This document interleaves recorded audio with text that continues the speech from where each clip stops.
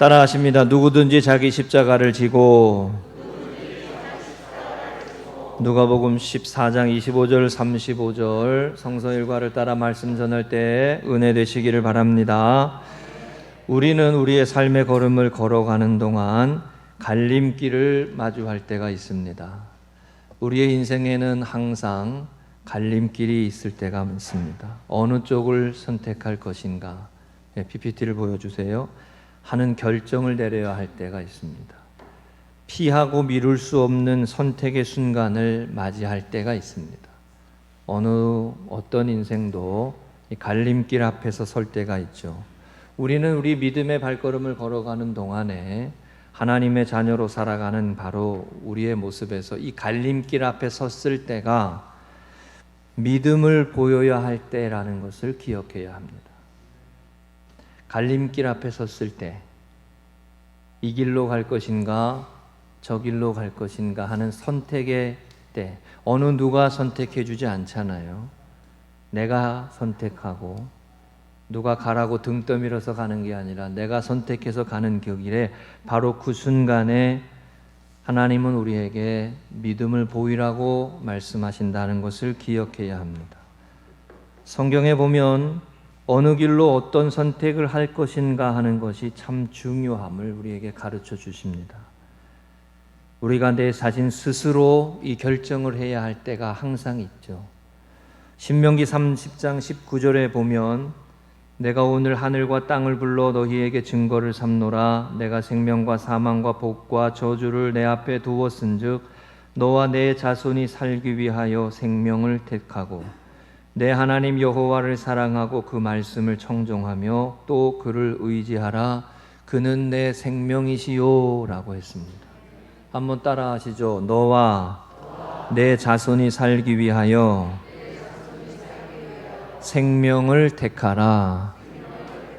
우리가 이번 주간에 추석 한가위 명절 있지 않습니까? 우리 가족들과 가문들을 바르게 세워가기 위해 생명의 길을 택하라. 하나님을 사랑하는 길을 택하라.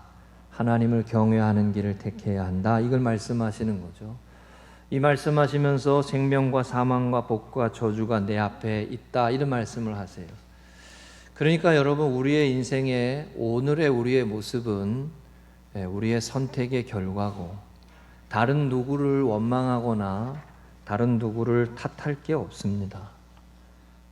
하나님 앞에서 우리가 바른 선택을 할 수 있도록 깨어 있어야 하고 기도해야 하고 성령으로 충만해야 합니다. 제가 지난주에 사울의 이야기 말씀드렸잖아요. 눈이 뒤집혔다고. 그죠? 멀쩡한 사람인데 그 전에 알고 있었던 사람이 아닌 모습이 보일 때가 있어요. 아들에게 단창을 던지는, 자기의 왕권을 지키기 위해서 욕망의 노예가 된 모습들, 그런 모습이 오늘 이 자리에 모여서 이렇게 같이 예배를 잘 드리시다가도요, 이번 주일에 무슨 일이 생겨서 눈이 뒤집혀질지 몰라. 근데 나는 이제 사람들을 안 믿어. 그럴 경우가 있더라고요. 간혹 우리 성도님들 안 그러시기를 축복합니다. 우리가 하나님 앞에 어떤 선택을 하느냐. 창세기 12장의 아브라함의 모습을 보니까 믿음은 방향이라 그랬어요. 방향. 내가 내게 지시하는 땅으로 가라. 믿음으로 살아가는 것은 하나님이 가리키시는 방향으로 가는 거예요. 내가 원하는 길로 가는 게 아니고 하나님이 가리키시는 방향으로 가는 거예요. 이 길이 생명의 길이다. 그리고 그 길을 따라가는 거예요. 제자의 길, 오늘 본문의 말씀, 제자의 길, 주님을 따라가는 거예요. 우리의 본이 되는 예수님을 따라가고 닮아가는 거예요. 그런 면에서 보면 어렵지 않아요. 신앙생활은 따라가면 돼. 야간에 밤에 운전할 때 앞에서 누군가 가고 있으면 뒤따라가는 게 쉽잖아요. 저는 일부러 앞에서 가라 그래요. 밤에 운전할 때 뒤만 따라가면 돼. 꽁무니만 보고. 근데 버스는 제가 추월하지만 어쨌든 그래 따라가는 삶이에요. 제자는 따라가는 삶이에요. 하나님의 나라를 위해서 부름받은 저와 여러분이 이 제자의 길을 온전히 이루어갈 수 있도록 바른 선택과 결정을 이어갈 수 있는 분들이 되시기를 축복합니다. 지난 주간에 날마다라고 하는 서승직이라는 분이 쓴 책을 하나 봤습니다.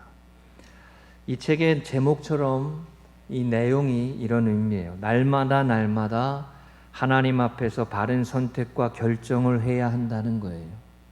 날마다 하나님과 동행하는 자로 살아야 한다는 거예요. 어느 때는 이랬다가 저랬다가 이러지 말고 날마다 하나님과 동행하는 삶, 날마다 데이 바이 데이, 하루하루, 우리 찬양처럼 날마다 그 찬양 있잖아요. 네.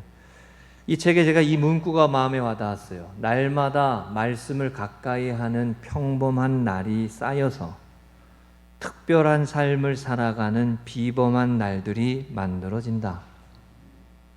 그냥 의미 없이 하루하루를 지내는 것 같은 그 하루하루가 쌓이고 쌓여서 하나님의 말씀을 따라 살고 주님과 동행하려고 살고 무의미해 보이는 그 하루하루가 쌓이고 쌓여서 특별한 선택을 해야 할 때, 결정을 해야 하는 순간 앞에 섰을 때, 갈림길에 섰을 때 하나님이 기뻐하시는 선택을 하는 비범한 사람이 된다.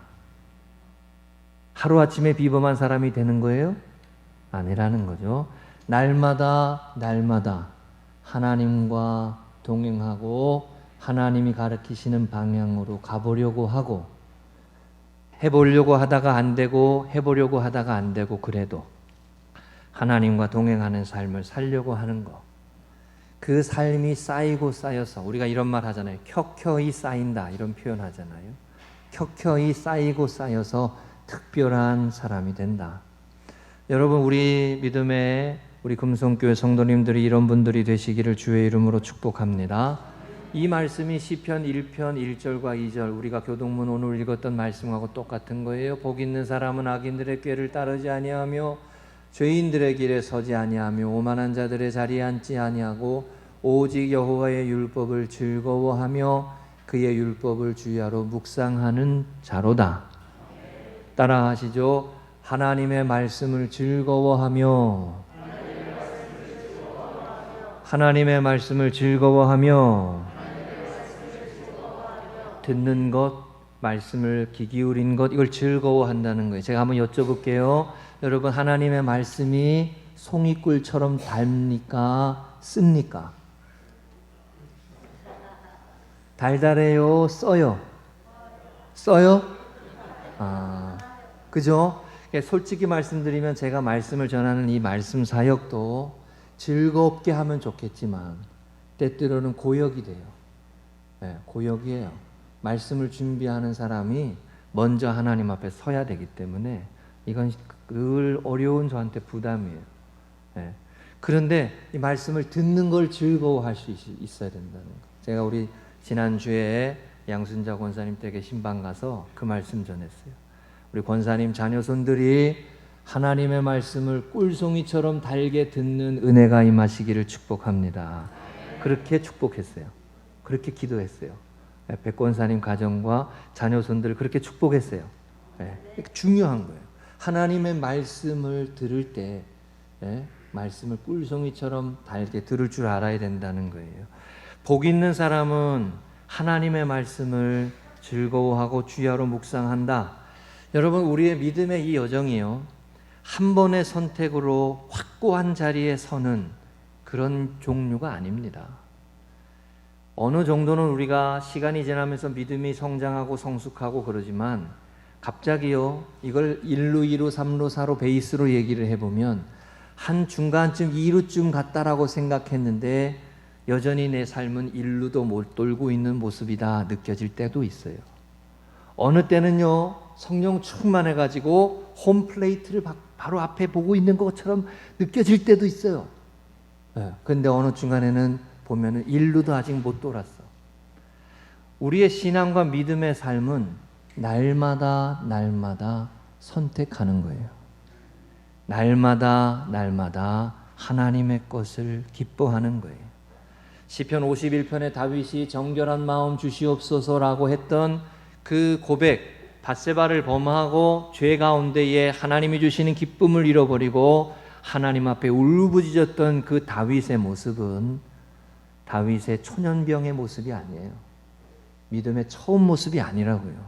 신앙생활을 오래 하다가도 하나님과 동행하는 그 목가적인 여호와는 나의 목자시니 이 모습을 고백하다가도 고꾸라진 거예요. 날마다 그 믿음의 걸음에 시험도 있고 유혹도 있고 넘어지기 쉬운 삶의 자리 속에 하나님께서 우리에게 바른 선택과 결정을 하라고 늘 가르치시고 교훈하시고 말씀해 주시고 설교를 듣게 하시고, 네, 그렇게 하나님 앞에 은혜의 수단으로 성만찬도 하며 그 길을 이어가는 거예요. 여러분, 이 길에 승리하시기를 축복합니다. 오늘 우리가 읽은 누가복음 14장에서 예수님은 진정한 제자가 되는 길을 가르치십니다. 제가 가지고 있는 성경에도 이 본문의 소제목을 제자가 되는 길이라고 되어 있어요. 예수님은 25절에 보면 수많은 무리가 함께 갈새 예수께서 돌이키사 이르시되 그랬습니다. 예수님을 따르는 수많은 무리들이 있었어요. 오늘날로 말하면 교회에 출석하는, 그래도 교회에 나오는 분들,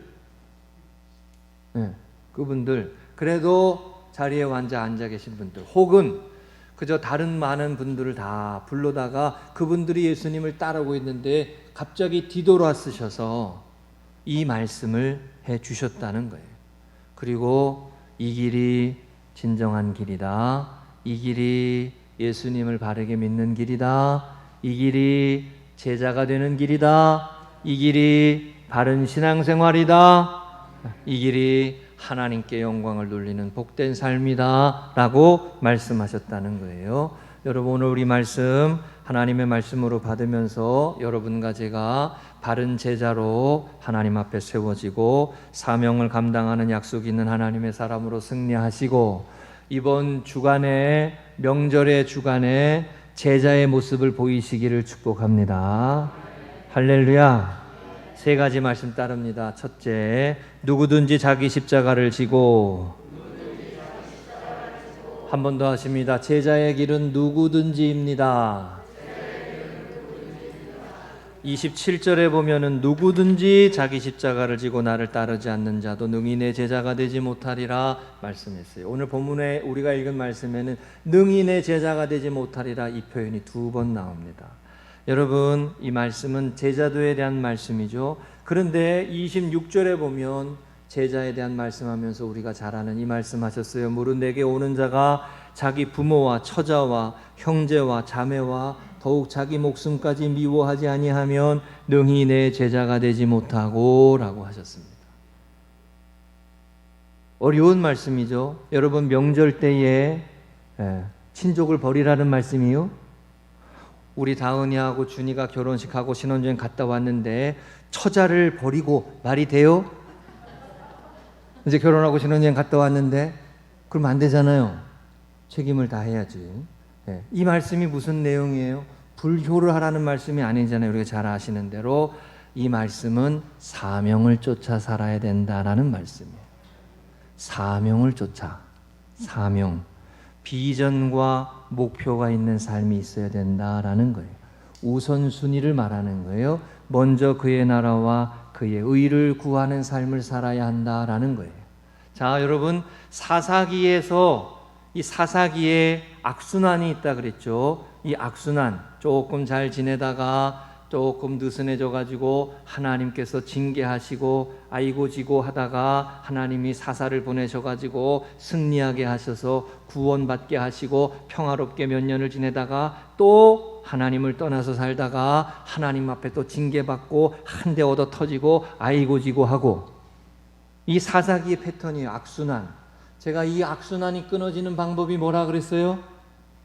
이 악순환을 끊고 가는 방법이 뭐라 그랬어요?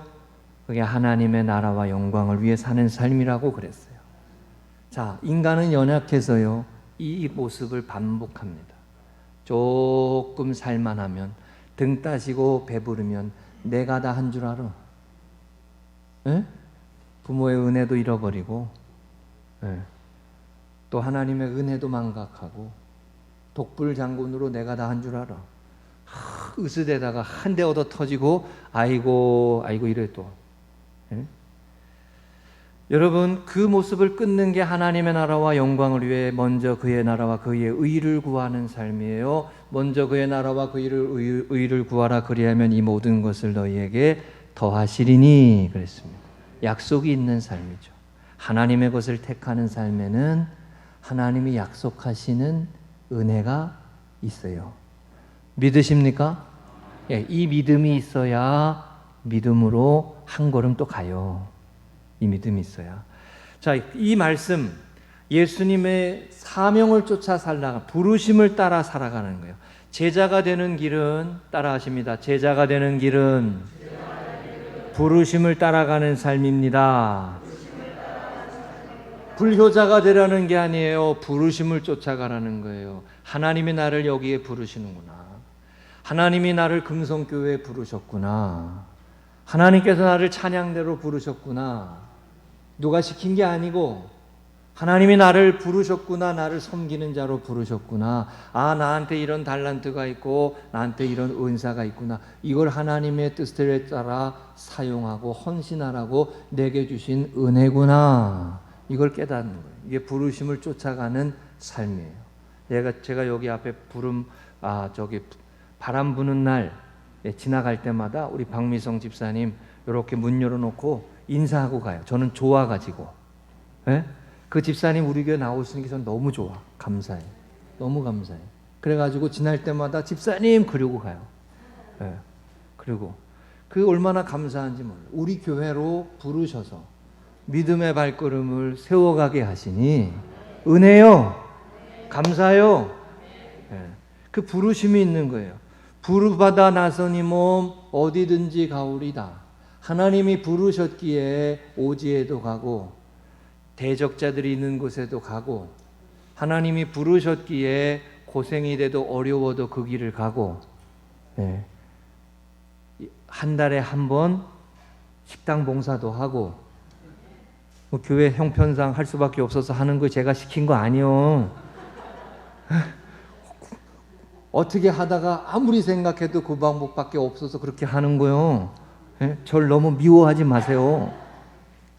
하나님의 부르심을 따라가는 거예요. 제가 여기 있는 것도 부르심을 따라가는 거예요. 여러분, 소명이에요. 소명. 여러분과 저의 삶에 이 부르심을 놓치지 않는 신앙생활 되시기를 축복합니다. 지난 주일에 우리 그 말씀 드렸잖아요. 나라가 임하옵시며 뜻이 하늘에서 이루어진 것 같이 예수님이 가르쳐 주신 기도, 그 기도에도 하나님의 사명을 쫓아가라는 거예요. 여기 오스기니스라고 하는 분이 쓴 유명한 책 소명, 콜링이라는 책에 이 소명을 이렇게 정의한 내용이 있습니다. 우리 다 같이 한번 읽어보겠습니다. 시작. 소명이란 하나님이 우리를 너무나 결정적으로 부르셨기에 그분의 소한과 은혜에 응답하며 우리의 모든 존재, 우리의 모든 행위, 우리의 모든 소유가 헌신적이고 역동적으로 그분을 섬기는데 투자된다는 진리다. 아멘. 이 유명한 책이에요. 여러분 기회 되시면 꼭 읽어보시면 좋아요. 소명이 뭐냐? 하나님이 우리를 부르셨다라고 하는 것, 그거를 깨닫고 내 모든 존재, 모든 행위, 모든 소유가 헌신적이고 역동적으로 그분을 섬기는 삶이다. 여러분, 하나님을 섬기기 위해서 하나님의 부르심에 응답하여 너는 내가 너에게 지시하는 땅으로 가라 라고 하는 아브라함의 부르심을 따라, 그게 믿음의 시작이에요. 이거를 잃어버리면요, 신앙생활을 방황하는 거예요. 이 부르심을 잃어버리면 신앙생활을 방황하는 거예요. 주님 나를 부르셨으니, 주님 나를 부르셨으니. 그런데 이 부르심에 예수님 뭐라 그러셨냐? 누구든지라고 그랬어요. 누구든지. 신앙생활을 오래 한 사람도 그렇고, 신앙생활을 이제 막 시작한 사람도 그렇고, 누구든지요. 목사님이라고 안 해도 되는 게 아니고, 여러분 군대에 갔다 오신 분들은 다 알지만 병장쯤 되면 일 안 해도 돼.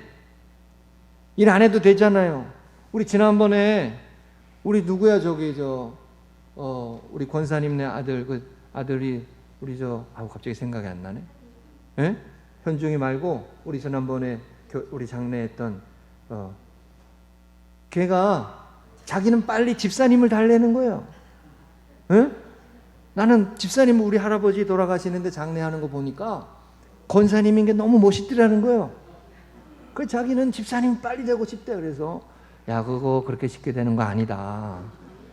신앙생활 잘 해야 하는 거다. 세워지는 거다. 이렇게 설명했는데 자기는 멋있대. 그거 하면은 뭐가 된 것처럼 뭐 계급장이요? 아니란 말이에요, 여러분. 직분은 책임이고 사명이고 소명인 거예요, 소명. 자랑이 아니라 책임이에요. 부름받아 나서님은 어디든지 가오리라. 이 부분에 예외가 없다. 누구든지 제자가 되려면 저와 여러분이 진정한 제자로 누구든지 하나님의 부르심을 따라가는 믿음의 생활 되시기를 축복합니다. 두 번째입니다. 헤아리지 않겠느냐. 한 번 더 하십니다. 제자의 길은 믿음의 길은 알아도 가는 길입니다. 31절에 보면 어떤 임금이 다른 임금과 싸우려 갈 때에 먼저 앉아 1만 명으로서 저 2만 명을 거느리고 오는 자를 대적할 수 있을까? 헤아리지 아니하겠느냐 그랬어요. 여러분 헤아려 보고 그리고 계산해 보고 고생이 되면 안 가고 고생이 안 될 것 같으면 가고 이 길이 아니고 고생이 되는 게 보여도 어려운 길인 줄 알아도 힘든 길인 줄 알아도 그 길이 사명의 길이고 부르심의 길이기 때문에 가는 길이다라는 말이에요. 이게 여러분 제자의 길이요. 이게 여러분 사명의 길이요. 최근 개봉한 영화 중에 한산이라고 하는 이순신 장군의 영화가 있습니다. 3부작까지 나온다 그래요. 요거 말고 하나가 더 나온다 그래요. 아직 뭐 1000만은 안 넘었더라고요 보니까. 그런데 이 이순신 장군이라는 우리나라의 임진왜란 때에 그 조정의 판단을 잘못하잖아요. 일본이 이번에 사신을 보내서 일본이 우리를 침략을 할 거냐 말 거냐 이걸 확인을 먼저 했거든요. 그런데 갔다 온 분들이 두 분으로 나눠졌어요. 침략해 올 거다, 아니다. 그런데 조정은 아니다라고 판단을 해요. 네. 그리고 임진왜란이 일어나니까 며칠 만에 일주일 만에 한양이 함락이 돼버렸죠. 그 과정 가운데 이순신 장군이 전쟁 속에 영웅이 나타난다고 이 왜구가 들어오는 해로를 차단해서 거기서 승리함으로 전패를 하고 있는 조선의 군사 중에 승리의 소식이 날아들고 거기에서부터 소망을 갖게 되었던 이야기잖아요. 근데 이순신 장군의 위대함은 뭐냐? 준비하는 사람이었다는 거예요. 전쟁을 준비했어요. 장수로서 전쟁을 내다보고 태평성대의 때에 전쟁이 없을 때에 미리 준비하고 그 전부터 설계도면은 있었지만 거북선을 만들어 놓고 판옥선을 만들고 준비했다는 거예요. 그리고 조정이 얼마나 웃겼어요, 여러분. 그때 조선의 왕 선조가 이순신 장군을 유배시키기도 하고 그렇게 해가지고 원균이 그나마 남아있던 군사들을 다 판옥선을 다 깨지고 12척밖에 안 남았을 때 나의 신에게는 아직 12척이 남아있습니다. 뭐 이런 말 하잖아요. 얼마나 멋있어. 그죠? 근데 이 이순신 장군의 위대함은 상황 판단을 준비하고 헤아리고 계산을 해서 예비했다는 거예요. 거기에 위대함의 모습이 있는 것이죠. 31절 헤아리지 아니하겠느냐, 또 28절에 그 비용을 계산하지 않겠느냐. 예수님이 이 말씀하세요. 제자의 길은 모르고 가는 길이 아니고 알아도 가는 길이라는 거예요. 사명을 감당하기 위해 그 길에 가면 십자가고 그 길로 가면 어렵고 그 길로 가면 괴로워도 하나님이 나에게 원하시는 일이니 내가 그 일을 감당하겠습니다 라고 고백하며 가는 길이요. 자, 여러분 이 길에 같이 가시기를 축복합니다. 아멘. 이 길에 같이 가자고 눈치 보고 좋은 길만 가려고 그러지 말고 이 길을 같이 가시자고. 이게 함께 어깨를 걸고 공동체에서 거룩한 길을 걸어가는 거예요. 누가복음의 22장 42절에 예수님이 겟세마네 동산에서 이 기도를 하셨습니다. 이르시되 아버지의 만일 아버지의 뜻이거든 이 잔을 내게서 옮기시옵소서. 그러나 내 원대로 마옵시고 아버지의 원대로 되기를 원하나이다. 아버지의 원대로 되기를 원하나이다. 사명의 길을 가는 사람, 진정한 제자의 길을 가는 사람은 이 기도를 안 할 수가 없어요. 왜요? 나는 가기 싫어. 나는 그 잔을 받아들이기 힘들어. 나는 그 길이 괴로워요. 솔직히 인간적으로. 네. 그렇지만 하나님의 뜻이면 그 길을 갈 수 있도록 힘 주세요. 은혜 주세요. 그게 겟세마네 기도예요.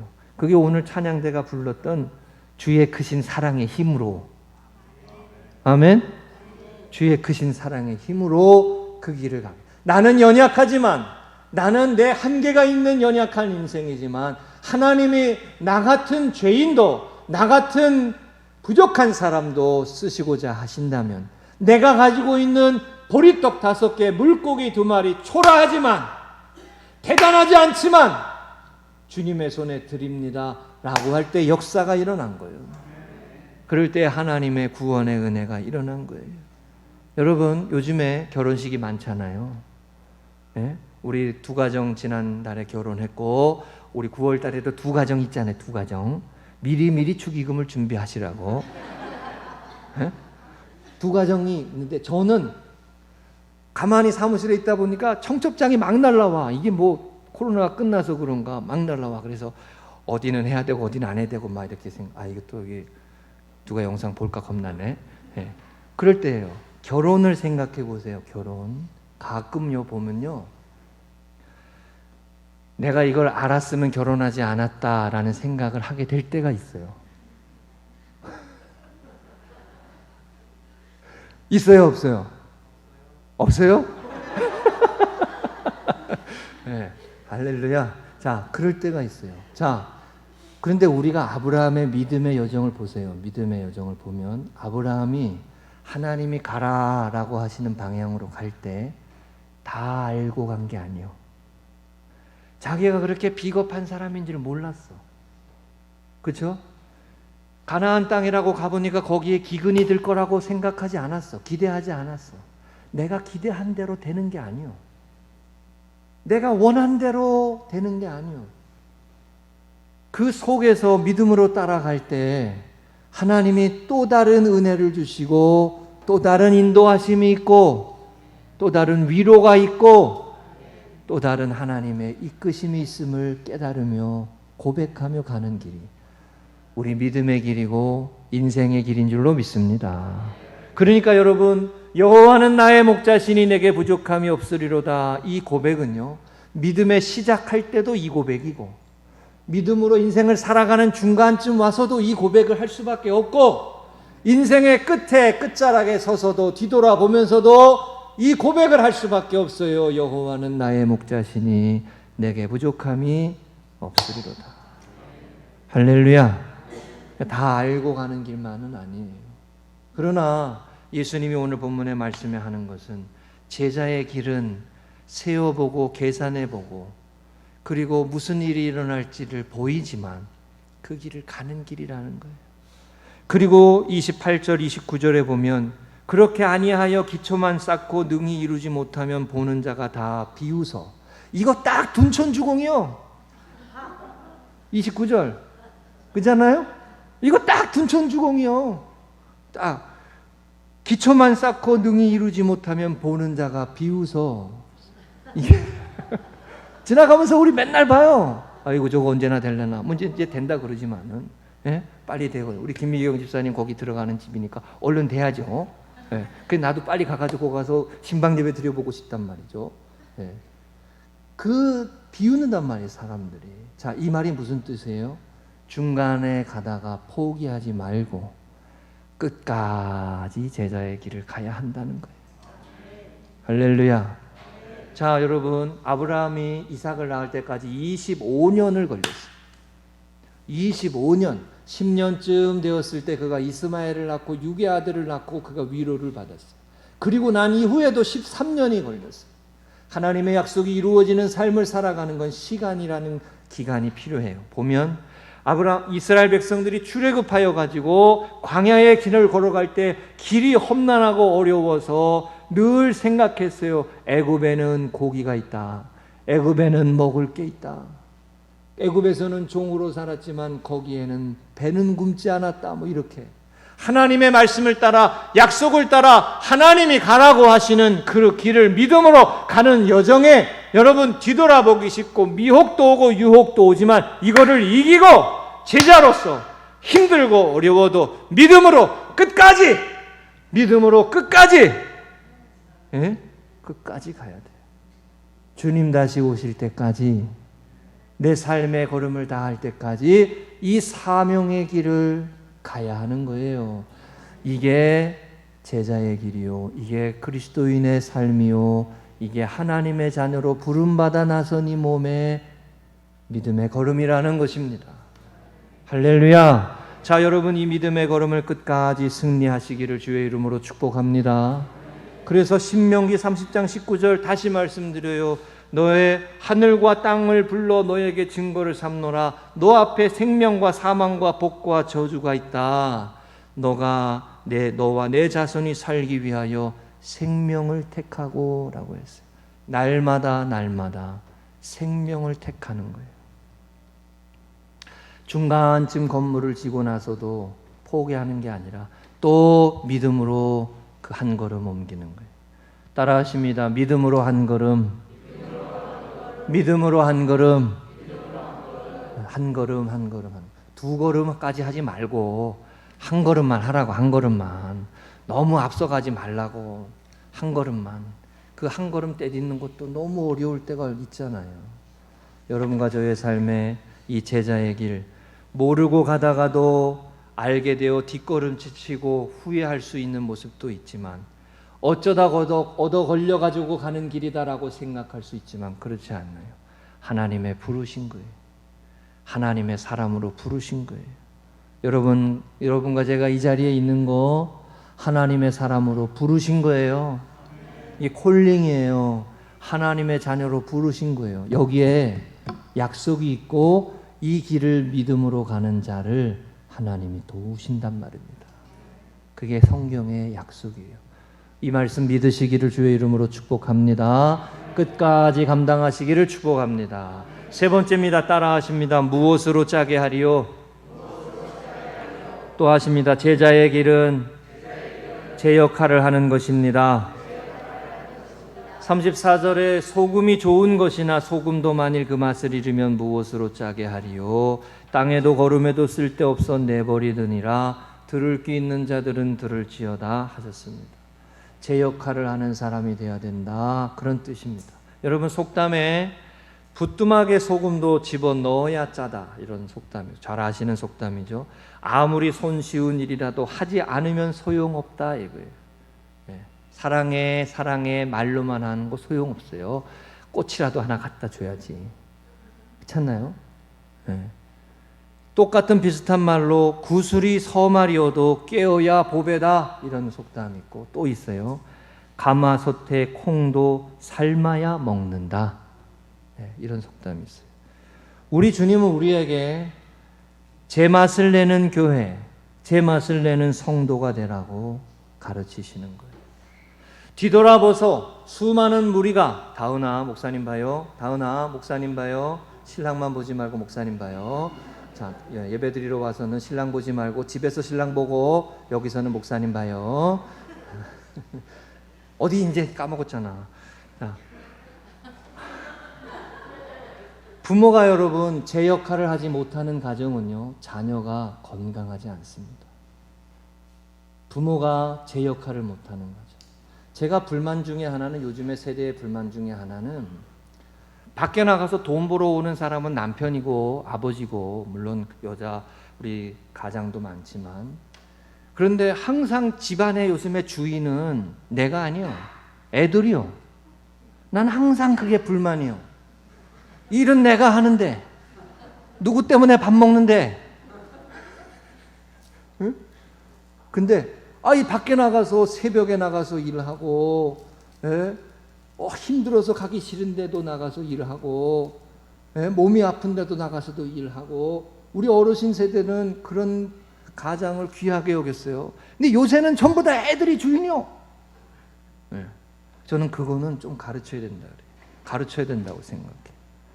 여러분, 일하고 수고하고 그 사람들이 있어야 그 위에 기쁨이 있고 평화가 있고 감사가 있는 가족의 화목한 모습이 유지될 수 있는 거예요. 제가 지난 주간에 이런 문장을 하나 읽었습니다. 우리 시대의 신앙인의 헌신은 땅 밑을 흐르는 강물과 같다. 그 강물이 있기에 숲이 푸르러진다. 어느 분이 쓴 문학과 신앙에 대해서 쓴 책의 내용에 나오는 내용이에요. 우리 시대의 신앙인의 헌신은 이 시대에 하나님의 부름을 받아 하나님의 자녀로 거룩한 길을 걸어가고자, 믿음의 길을 가고자 하나님이 가자고 하시는 방향으로, 나는 부족하지만 연약하지만 하나님이 가라고 하시는 방향으로 가보려고 믿음의 선한 싸움을 싸우는 우리들의 믿음의 발걸음이, 주님을 따라가는 제자의 삶이, 헌신의 삶이, 그 신앙인의 헌신은 강 밑을 흐르는 강물과 같아서, 그 강물이 있어서 눈에 보이지는 않지만 땅 밑을 흐르는 강물, 그 강물이 지표면에 있는 것들에 꽃이 나게 하고, 예? 숲이 푸르러지게 한다. 여러분, 지난 주간에 제가 사당동에 갔다 왔는데 사당동에 물난리가 나가지고 허리까지 왔대요. 허리까지. 제가 아는 분이, 집사님 가정이 죽을 뻔했어요. 창문 깨고 나왔다는 거예요. 예? 거긴 그래도 방범창이 그렇게 잘 되어 있진 않아가지고 그렇게 하고 나왔대요. 그거를 깨고 그거를 그렇게 하고 나왔다는 거예요. 예. 그런데 한 번 더 말씀드리면, 여기 이번만 말씀드리고 말할게요. 예? 그때 거기 와서 사진 찍고 가신 정치인들, 국회의원들, 여야를 떠나서 전부 다요. 그 전날 그 수혜가 있는 그 다음 날부터 주변에 있는 군인들, 그리고 주민센터의 그 공무원들, 일하는 사람들이 다 와가지고 그렇게 하루 종일 밤새 치웠다는 거예요. 정치인들은 그 다음날 왔다는 거예요. 그리고 사진만 찍고 갔디야. 그리고 헛소리 한 거예요. 들어보니까 그래요. 에? 그리고 그 얘기를 하면서 어떤 분이 이런 말을 하더라고요. 그래도 우리나라는 이 밑에서 나라를 떠받치고 있는 사람들이 헌신적이어서 유지된다. 이런 말 하더라고. 어떤 분들이. 가정에서 여러분, 어려워도 힘들어도 수고하고 애쓰고 섬기고 헌신하는 그 모습이 있으니까 20대의 꽃다운 여자아이들이 얼굴에다가 분칠하고서 아이고 이뻐라, 아이고 이뻐, 요거 하는 거요. 그래요, 안 그래요? 아빠가 가가지고 애쓰고 수고하고 헌신하는 모습이 있으니까 꽃다운 애들이 그 꽃이 피는 거 아니요? 왜 동의를 안 하시지? 우리 시대의 신앙인의 헌신은 땅 밑을 흐르는 강물과 같다. 여러분, 우리 교회가 소금의 역할을 감당해서 제맛을 내는 제자의 삶을 살아서 주변을 꽃이 피게 하고 웃음이 끊어지지 않게 하고 슬픔이 떠나고 악한 역사가 떠나고 하나님의 은혜의 나라가 회복되어지는 그런 모습들이 임하도록 기도하시고, 저와 여러분이 우리 교회가 그 사명 감당하시기를 주의 이름으로 축복합니다. 제 맛을 내야 돼요. 제 역할을 내야 돼요. 창세기 18장에서 소돔과 고모라의 땅에 심판이 임하기 전에 아브라함이 하나님 앞에 기도했잖아요. 그게 창세기 18장 25절 아브라함의 중보기도입니다. 주께서 이같이 하사 의인을 악인과 함께 죽이시면 부당하오며 의인과 악인을 같이 하심도 부당하니이다. 세상을 심판하시는 이가 정의를 행할 것이 아니니까. 아브라함이 하나님 앞에 이렇게 중보기도하고 50명에서 10명으로까지 의인 10명이라도 있으면 하나님 심판을 거두어 주세요라고 간절히 중보할 때, 그때 롯의 가정이 그나마 그곳에서 구원함을 얻는 은혜를 입게 됐어요. 이 말씀 전에서 제가 무슨 말씀 전했습니까? 아브라함의 믿음의 여정에 그의 신앙의 성숙에 어떤 모습이 보인다? 기도하는 사람으로 세워지는 모습이 보인다. 할렐루야. 하나님의 나라를 위해서 믿음의 여정으로 아브라함의 믿음이 성장하는 모습 가운데 나만 위해 기도하는 게 아니라 형제를 위해 이웃을 위해 기도하는 사람의 모습이 성장한다 그랬어요. 우리 교회가 기도의 사람들이 세워지는 교회 되시기를 축복합니다. 여러분 꼭 기억하세요. 공부를 많이 했다고 의로운 사람이 되는 게 아닙니다. 그러면 우리나라가 이렇게 어려움 당하지 않을 것입니다. 그것만이 아니에요. 성경은 우리에게 하나님과 동행하는 삶을 살아야, 하나님의 나라를 구하는 자로 살아야, 먼저 그의 나라와 의를 구하는 자로 살아야 이루어지고 세워지는 역사를 말씀하시는 거예요. 그 역사를 이루어가기 위해 하나님이 저와 여러분을 부르셨는 줄로 믿습니다. 주님 나를 부르셨으니 이 몸 바쳐서 주를 위해 살겠습니다. 이게 그리스도인의 길이요. 이게 짠맛을 내는 성도의 길이요. 한번 따라 하십니다. 짠맛을 내는 성도가 됩시다. 말씀 정리합니다.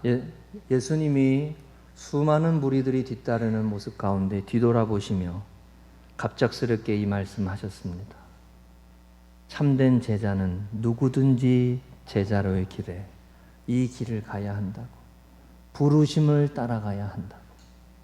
여러분 꼭 부탁드립니다. 신앙생활을 성령의 감동으로 하시기를 축복합니다. 하나님이 주시는 감동으로 하세요. 하나님 앞에서 내게 주신 은혜로 하세요. 은혜로. 억지로 하지 말고 성령의 감동케 하시는 은혜로, 그리고 제 역할을 하고 제 맛을 내는 사람으로. 저는 창세기 3장에 하나님께서 선악과를 먹은 아담과 하와를 부르시는 아담아 내가 어디 있느냐, 아담아 내가 어디 있느냐, 이 말씀이 가끔 하나님의 음성으로 저한테 들립니다. 너 있는 자리가 바른 자리냐, 금성교회 담임 목사로서 너 있는 자리가 바른 자리냐. 여러분 그 말씀 앞에 정직하게 서야 돼요. 내가 부모로서, 내가 자녀로서, 내가 아비로서, 내가 어머니로서, 내가 직분받은 자로서, 부름받은 자로서 내가 서 있는 자리가 하나님이 부르신 바른 자리냐. 여러분 그 자리에 바로 서서 하나님 앞에서 귀한 사명 감당하며 바른 선택. 자 다시고요. 인생의 갈림길에서 한번 따라하세요. 인생의 갈림길에서 믿음의 선택을 합시다. 할렐루야.